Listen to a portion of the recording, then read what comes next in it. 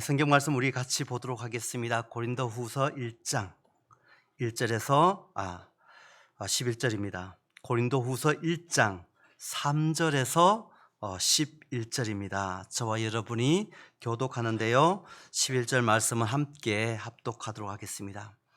고린도후서 1장 3절에서 11절, 제가 3절 말씀 먼저 읽겠습니다. 찬송하리로다.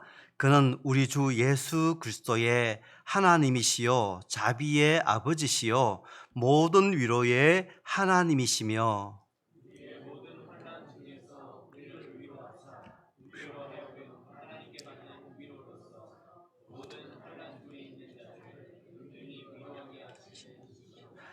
그리스도의 고난이 우리에게 넘친 것 같이 우리가 받는 위로도 그리스도로 말미암아 넘치는도다.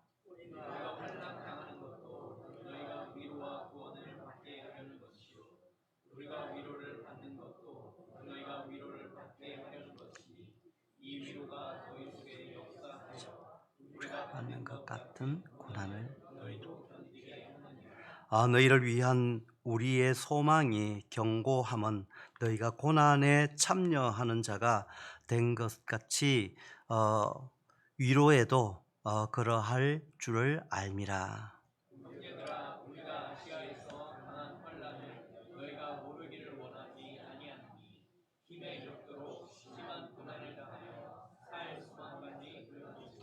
우리는 우리 자신이 사형 선고를 받은 줄 알았으니 이는 우리로 자기를 의지하지 말고 오직 죽은 자를 다시 살리시는 하나님만 의지하게 하심이라.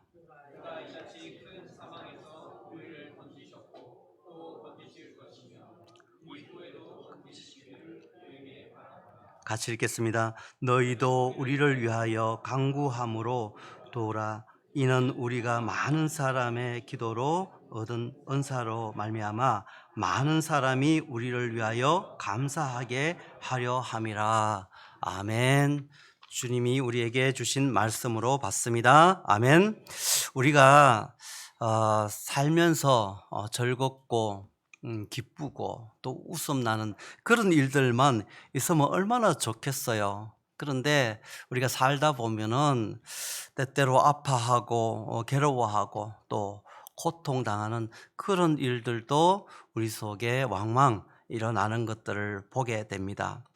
어떤 한 사람도 예외 없이 사람이라면은 그런 일상 가운데 우리가 살아가는 것을 볼 수가 있습니다.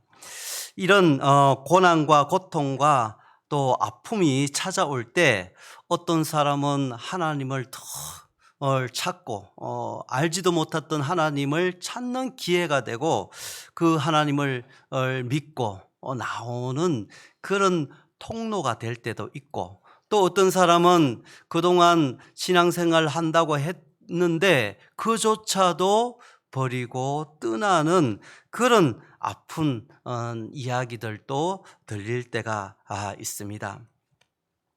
왜 나에게 이런 일들이 생겼을까 때때로 자책하기도 하고, 정말 그 고난이 고통이 되고 또 뒤돌아서서 불평하기도 하고 원망하기도 해보고 또 자책하면서 어찌할 바를 몰라 하고 그렇게 할 때가 또 답답해하면서 그렇게 할 때가 있는 것을 알 수가 있습니다.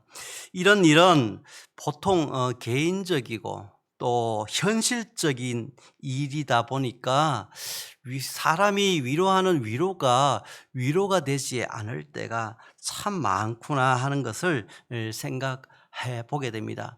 왜냐하면 누가 그것을 대신해 줄 수 있는 것이 아니기 때문에 그렇다는 것입니다. 또 그러한 부분들에 대해서 자신 있게 이것은 이렇다 이렇게 설명해 나가면서 이야기해 줄 수 있는 일도 못 되기 때문에 그렇다는 것입니다. 그럼에도 불구하고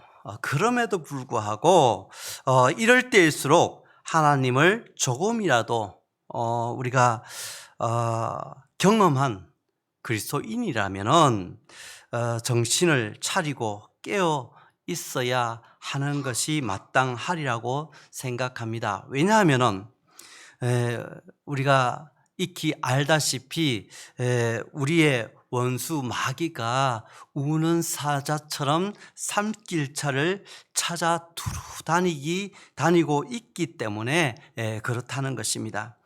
이런 문제를 성경적으로 바라보고 어떤 균형 잡힌 그런 생각과 시각을 가지고 바라봐야 하지 않느냐 하는 것입니다.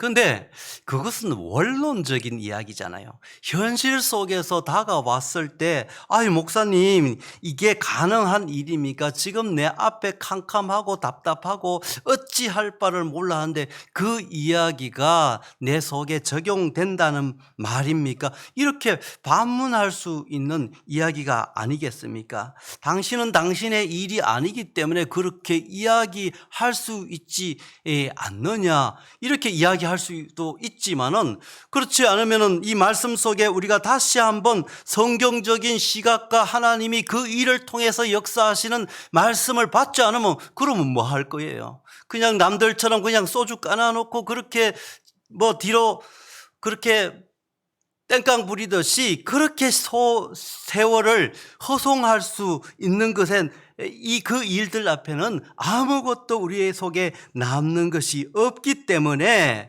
정말 우리가 그 지점까지 가기가 힘들더라도 하나님의 말씀과 그 성경 속에 우리가 거기에 맞춰서 우리가 생각하고 그 속에서 하나님이 말씀하시는 것들이 무엇인지 찾아봐야 하는 것이 조금이라도 예수 그리스도를 만나고 경험했던 하나님의 사람들이라면은 그렇게 하는 것이 정답이 아닌가, 그것이 해법이 아닌가 하는 것입니다. 우리 주님께서 너희 염려를 다 주께 맡기라 그렇게 이야기하고 있습니다. 그 이유는 계속해서 말씀하시기를 이는 그가 너를 돌보심이라 약속의 말씀으로 주셨기 때문에 그 말씀을 붙들고 우리가 나가는 것이 첫 번째 해법이고 가는 길이라는 것입니다. 이는 그가 너를 돌보심이라 지금까지 돌봐왔듯이 지금도 이 상황 가운데도 너희를 여전히 돌보고 계신 그 주님을 신뢰하고 나가면서 그 주님께서 말씀하시는 눈과 귀를 기울여 우리 하나님께서 말씀하시는 것들을 바라봐야 그 속에서 하나님의 해법, 그 답을 우리가 찾을 수 있기 때문입니다. 그것이 그리스도인이 살아가는 실력입니다. 그것이 정말 우리 하나님 앞에 예배하는 예배자 그리스도인의 능력이 되는 것입니다. 오늘 읽은 고린도 후서는 바울이 고린도 교회에 보낸 편지라는 것을 우리가 알고 있습니다.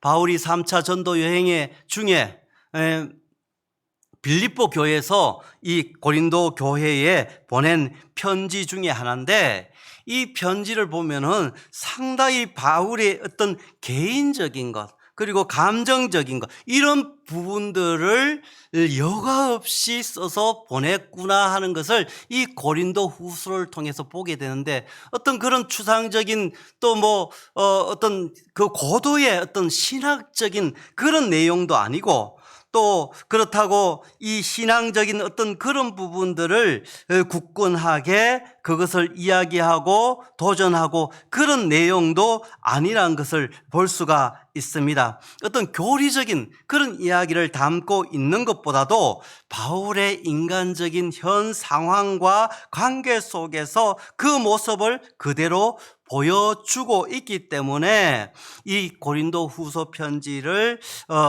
그 바울의 그러한 모습들을 볼 수 있는 말씀으로 우리가 들여다 볼 수 있는 것입니다.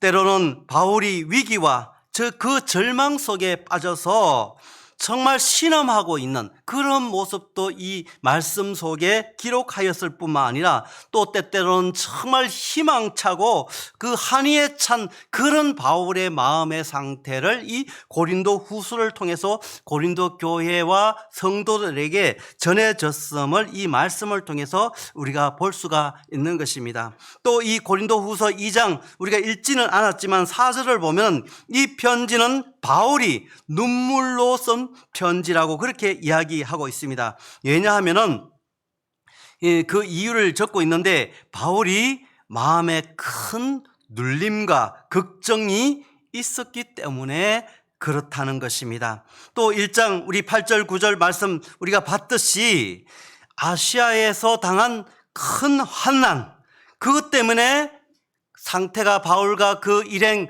디모데의 상태가 어떻게 됐는가 하면은 힘에 겹도록 심한 고난을 당하여 살 소망까지 끊어질 정도가 되었다. 쉽게 말해서 이 세상 가운데 살 그런 힘이 없어서 그냥 목숨까지도 끊어버리고 싶은 그런 절망 가운데 묻혀 있다는 것을 말씀하고 있는 것을 보게 됩니다. 뿐만 아니라 그 바울과 그 일행은 정말 사형 선고를 받은 줄 알았을 정도로 고통스러웠다. 이 이야기를 이러한 감정적인 지금 상황을 여과 없이 보여주는 그런 말씀이 오늘 이 고린도 후서의 말씀이라고 볼 수가 있는 것입니다.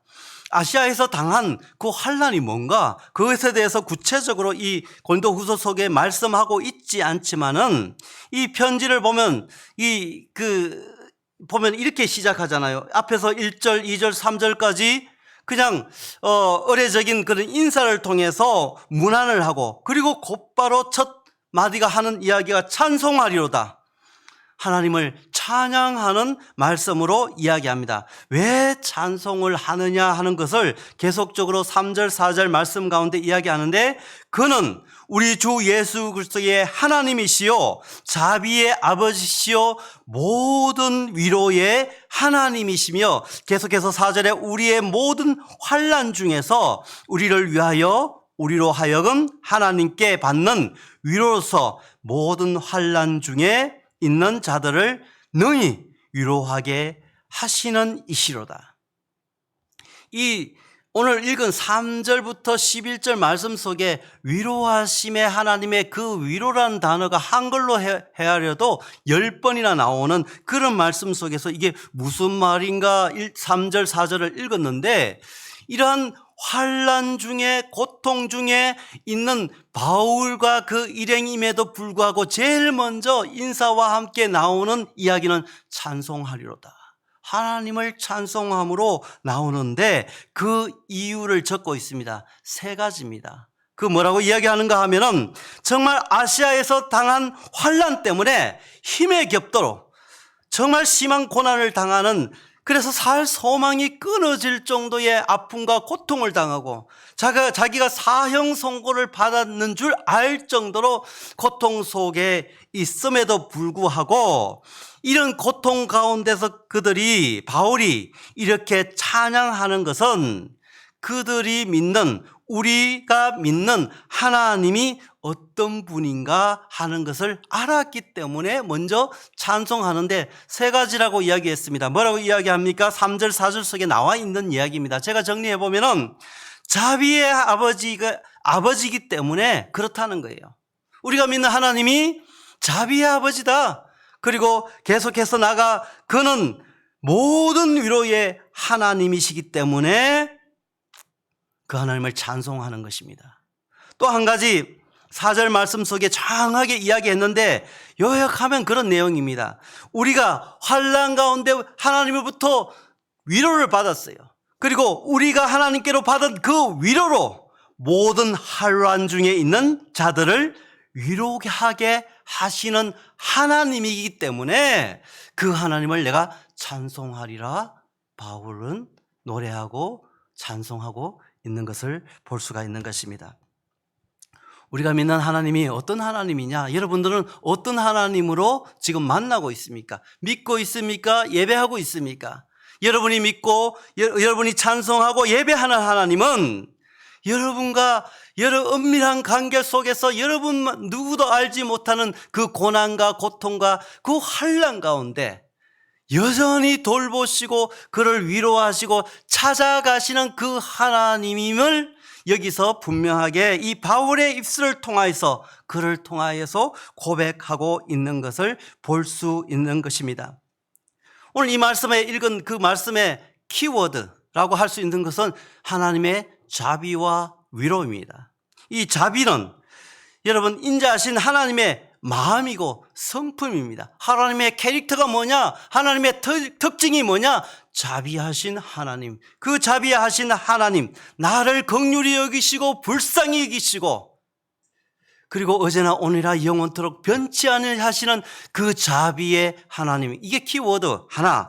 또 하나는 위로의 하나님임을 말씀하고 있습니다. 위로가 무슨 의미예요? 여러분 그냥 따뜻한 말로 또 그 행동으로 또 괴로운 일들이라든가 그런 아픈 상황들을 위로하고 달래주는 것, 그런 의미를 가지고 있는 것이 위로라는 말인데, 제가 이 말씀 두 가지를 이렇게 키워드로 이 말씀 가운데 이야기하는 것을 꼽아서 제가 말씀을 했지만은, 자비와 위로라 했지만은 사실은 자비가 위로로 나타나기 때문에 결국 바울은 지금 무슨 이야기를 하는가 하면 하나님의 위로를 이 고린도 교회를 향해서 말씀하고 있구나 하는 것을 볼 수가 있습니다.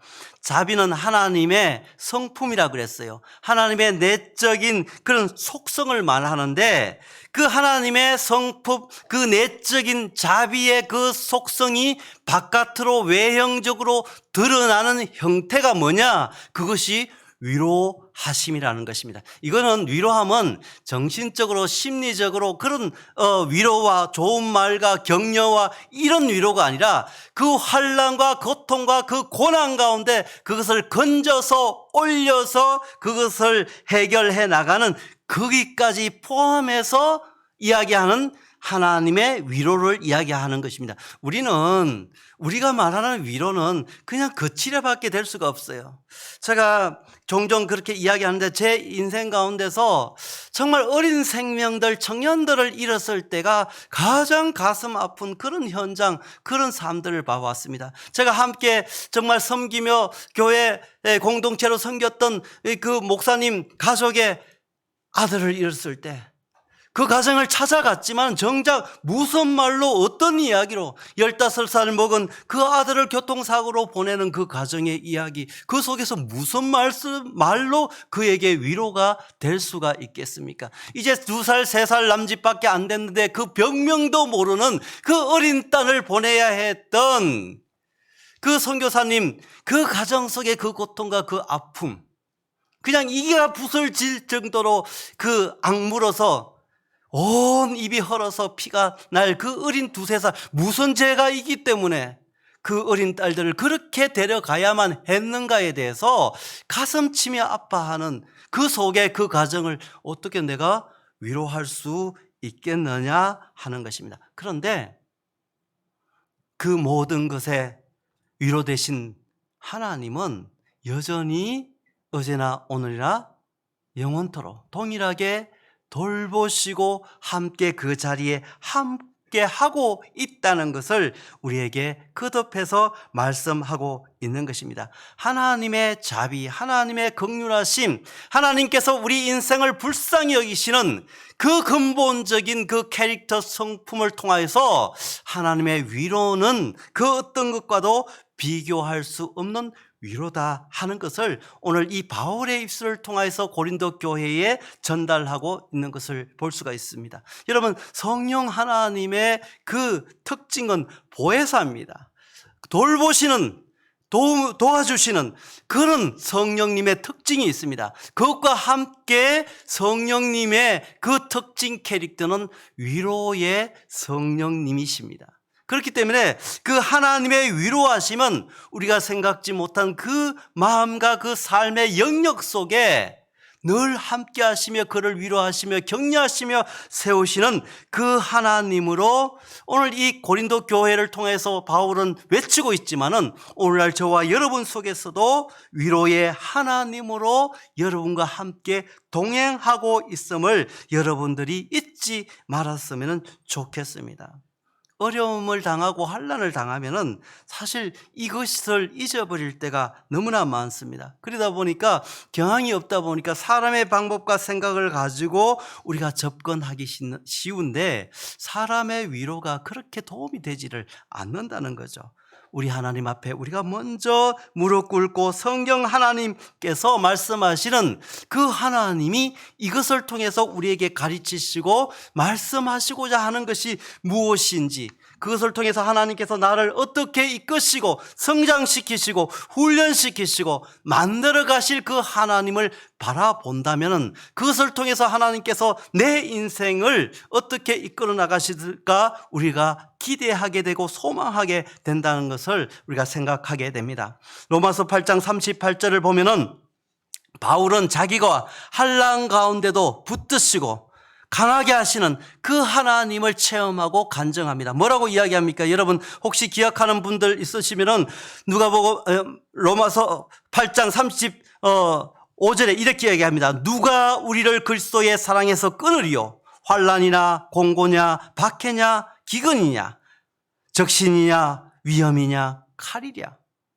우리 바울의 고백 입술을 통해서 그 인생의 전도자 선교사의 그 삶을 살아가는 것 속에 하나님으로부터 끊으려고 하는 무수한 시도들 가운데 그런 박해와 기근과 굶주림과 모든 것들 속에서 어떤 칼의 위협 속에서도 그 아무것도 하나님의 사랑으로부터 자기를 끊을 수 있는 것이 없다라고 그렇게 고백하는 것입니다. 로마서 8장 37절에 이어서 말씀을 보면은 그러나 이 모든 일에 우리를 사랑하시는 이로 말미암아 우리가 넉넉히 이기니라. 할렐루야. 우리가 찬송할 수밖에 없는 것입니다. 우리 하나님은 이미 이겨놓고 승리하신 그 하나님으로 우리 속에 함께 여러분과 저를 동행하시며 이끄시는 그 하나님이라는 거예요.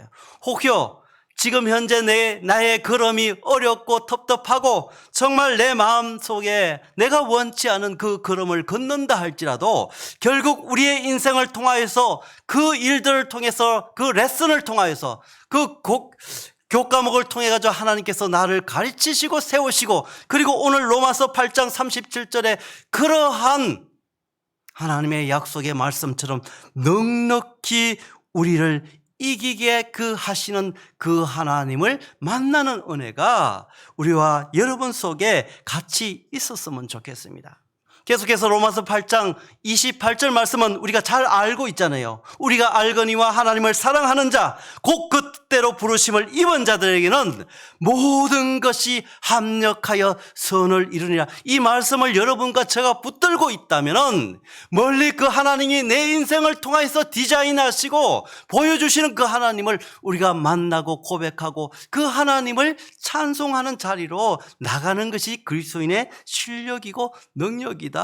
그것이 이 현대 정말 물욕 속에 살아가고 정말 예수 그리스도를 믿기 어려운 그런 시대 가운데에도 이 말씀을 붙들고 우리가 쫓아간다면 그 속에 해답이 있는 것이고 그 속에 하나님이 내 인생을 가장 베스트로 인도하실 그 하나님을 만나는 자리로 이끄신 것을 우리가 볼 수가 있는 것입니다. 지금은 아파하고 고통스러운 가운데 있다 할지라도 바울만큼 그렇게 했겠느냐 하는 것입니다.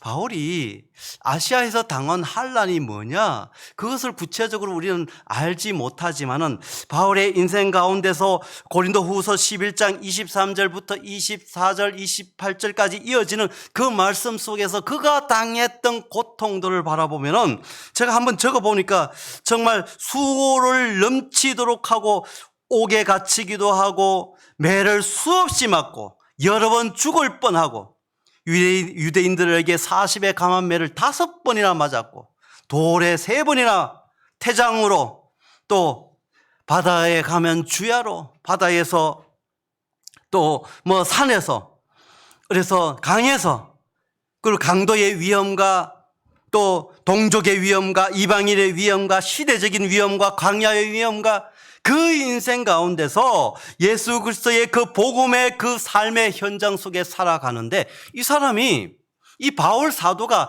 자기의 이익을 위해서, 사업을 위해서, 자기의 어떤 그런 영리를 위해서 일하다가 당한 것이 아니라 하나님의 복음의 말씀을 전하는 그 거룩한 일들 앞에 부름을 받고 그 일들을 해나가는데도 불구하고 이 인생 속에 수많은 그러한 아픔과 고통이 경험하게 되었다는 그 사실을 보면서 우리가 정말 이 바울 정도는 아니잖아요. 우리 속에 정말 오늘 이 고린도후서 1장 말씀 가운데도 있었지만 자기가 사형 선고를 받았을 정도, 그렇게 생각할 정도로 고통 속에 있었다. 자기가 정말 이 세상 가운데 살 소망이 없을 정도로 그러한 고통 환난 속에 있는 그런 절망 가운데 있었던 바울이 정말 못 먹고 줄이며 목마르고 여러 번 굶고 춥고 헐벗었노라.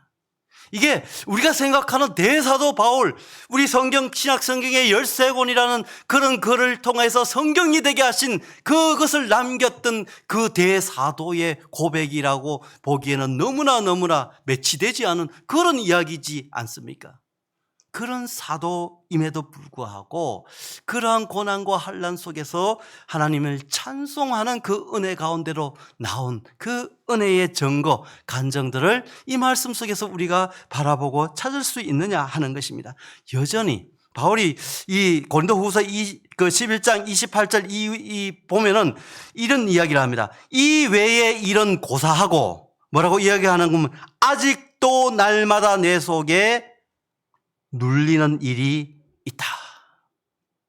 정말 늘 근심과 걱정과 그 속에 하나님 앞에 정말 옥에 가서서도 기뻐하라, 찬송하라, 범사에 감사하라, 그렇게 노래하고 그렇게 편지 썼던 바울조차도 아직도 내 속에 눌리는 일이 있는데 그것은 곧 모든 교회를 위하여 염려하는 것이라. 하나님의 교회가 온전히 이 땅 가운데 세워지는 그 일들을 위해서 밤낮으로 줄이고 못 먹고 추위에 떨고 그러한 가운데 그러한 눌림으로 기도하고 그렇게 했던 바울의 모습을 통해서 오늘 이 시대 가운데 여러분과 저 속에서 여전히 하나님의 귀한 종들을 통해서 여러분들의 교회, 여러분 한 사람 한 사람 하나님 예수 그리스도의 복음을 담고 있는 교회들이잖아요. 여러분이 가는 곳곳마다 정말 복음의 빛을 발하고 소금으로 녹아지는 역사가 일어나고 그 속에서 새로운 생명이 태어나는 교회의 역할들을 감당하는 우리가 이 일들을 위해서 정말 온전히 세워지는 교회가 세워질 것을 바라보며 바울이 근심하고 눌림받아 염려했던 그러한 것처럼 이 땅 가운데 여러분과 저 속에서 정말 온전한 교회로 세워지는 은혜를 이 시간에 우리가 갈망하며 그분을 바라봐야 하지 않느냐 하는 것입니다.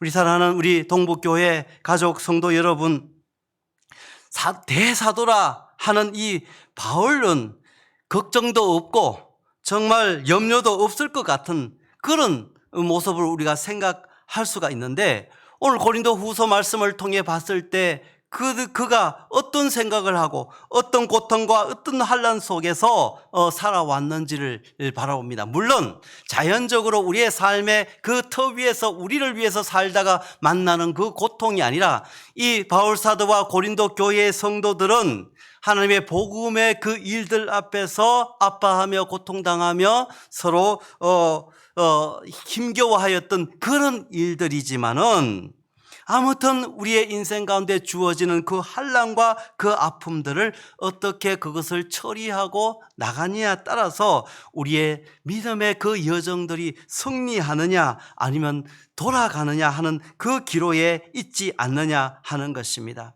정말 이 바울만 사실 아파하고 고통당하고 고난당하는 것이 아니라 이 고린도 교회도 그 교회 가운데서 무수한 문제와 문제 속에서 아파하며 함께 그렇게 고통 중에 있었던 모습들을 바라보게 합니다.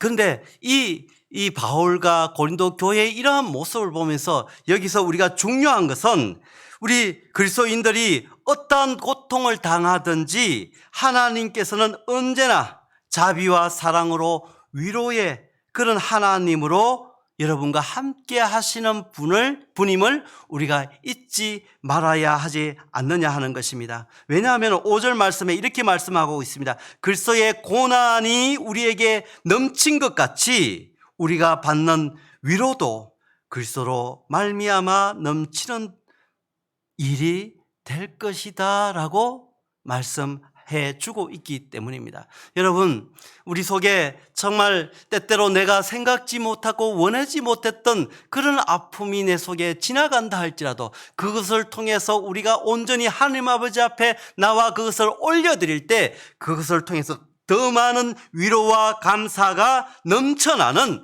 그 은혜가 이 말씀을 통해서 우리에게 오늘 주고 있는 그런 약속인 것입니다. 여러분이 고난당하고 슬픔에 빠져 있을 때 하나님께서는 여러분을 반드시 위로해 주실 것이라는 약속의 말씀인 것입니다.